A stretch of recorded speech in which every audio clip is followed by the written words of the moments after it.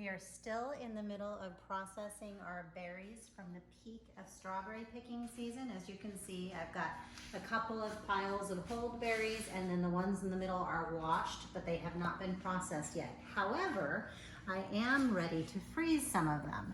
Now, freezing it here in my house, I really only use it for fruit that I want to put in smoothies.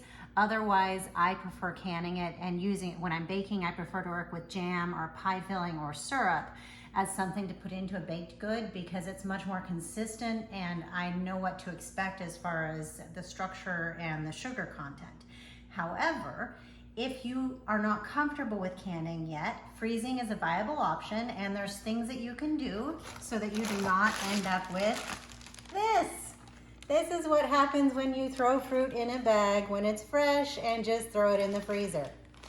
You get that. So, to prevent that, the biggest thing is if you're freezing part chopped or whole fruit is it needs to be flash frozen in a single layer so that it's each item is individually frozen. Now, for once things have been, this has been in my freezer for a couple of hours till it was frozen, and this is a situation where I love to pull out a vacuum sealer.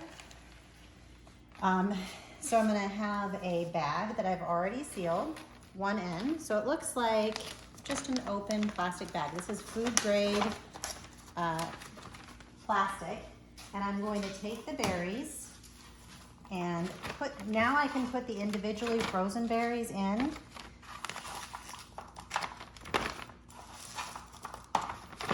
Now, and what I put underneath them, and I'll demonstrate this when I show you how I set these up. This is just waxed paper, not parchment paper. Parchment paper is specific for heat processing, whereas wax paper, which is much less expensive, is awesome for things where you're putting it in the freezer. So here are my individually frozen strawberries. I am going to seal them in here.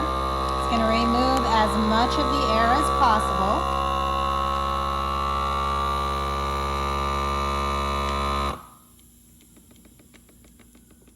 There we go. This sounds like it's leaking from somewhere. I'm not sure if this one took correctly. We'll look at the seal in a second. I think there's a hole in this bag. But I will look at that later. This can then go back in the freezer and be stored for 6 to 12 months. Now, if you're using this method, you can either take whole berries,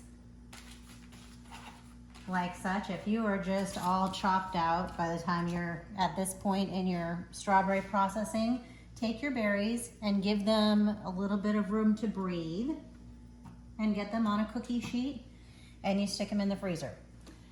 I personally do not love freezing whole berries, mostly because they take up a lot of space in the freezer once they're frozen. So what you can do to minimize that, I'm gonna find my trusty paring knife. You can quarter them. And then you still have pretty berries. They're gonna freeze faster and they're going to store better because you can fit more of them in a particular space. Now, if you're wanting to freeze strawberry pieces where you want the pieces visible for some sort of later project, this is a great way to go. My favorite way to store strawberries long-term in the freezer is in ice cubes. And essentially, and I'll show you once I pop these out of their ice cube tray, I end up with a gallon-sized bag with 36, they're not really ice cubes, I guess they're strawberry cubes. This is just straight pureed strawberry. I'm gonna show you how I do it once I get these all out of the tray. And then when I'm ready to do smoothies, if it's smoothies for one person, I usually use about 4 strawberry cubes.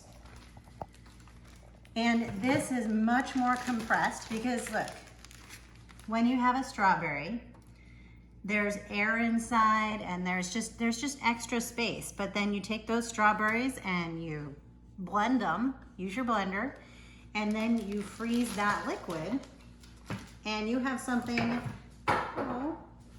that's ready to go in the freezer. I'm gonna have to put that one to the side. And easy to work with. So this is just strawberry puree. It's the whole berry. You haven't lost anything from the seeds. None of the nutrition is degraded. Even with the freezing process, you lose minimal amounts of vitamin C. So if you're hoping to preserve like the maximum vitamin punch from your berries, freezing is an excellent way to do it. It allows you to enjoy them for a long time. And this doesn't take as much space in the freezer. So this is what I end up with. Let me get some berries going so you can see exactly how simple that part of the process is. I don't know what that is. That's something strawberry. Okay, berries. And depending on your blender, you can really load it up because the berries are very soft. They're not like something hard where you really have to do it in smaller batches a little bit at a time. This is an 8-cup blender or 64-ounce blender. And I can get pretty close to that in the berries. Now look at how much, so we're gonna see, look at how full it looks when it's just the berries. And then after we puree it, you'll see how much less volume the same amount of strawberries takes, which is why I like to freeze it in the cubes.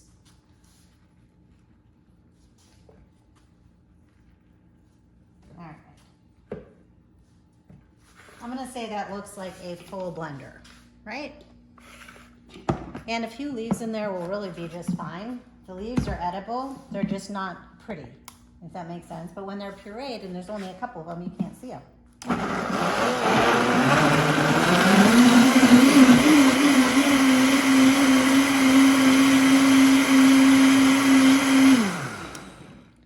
All right, now our full blender, we're now down to, let me get to the standard measurements.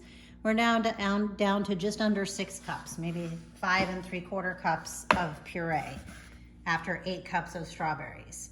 So if you're real estate conscious in your freezer, pureeing it will definitely allow you to get more berries in.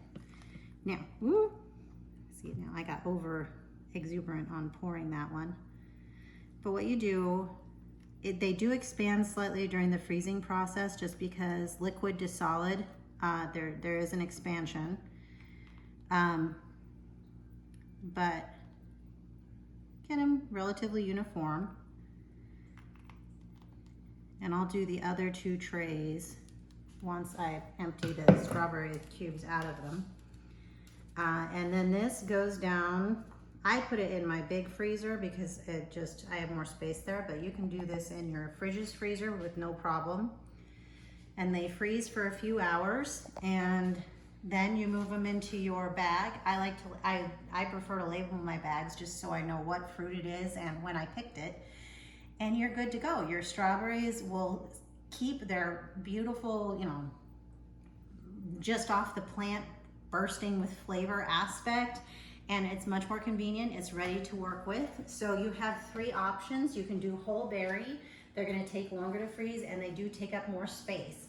I don't see a big advantage to keeping them whole berry because if you're looking to use them in desserts, they lose a lot of their structure during the freezing process, whether you leave them whole berry or slice them or even puree them, simply because they just soften when you thaw them back out. Now, slicing them is definitely a viable option. It's a little bit labor intensive. My personal favorite is the strawberry cubes where I puree it in a blender and then put them in here. And again, I didn't lose any nutrition by doing that. I just simply processed a little bit and made it more space efficient and a little bit like one step ahead in the smoothie process, basically. And that's what we have for freezing. In my next videos, I'll be showing you how to can them where they will be good for room temperature storage for months and months and months.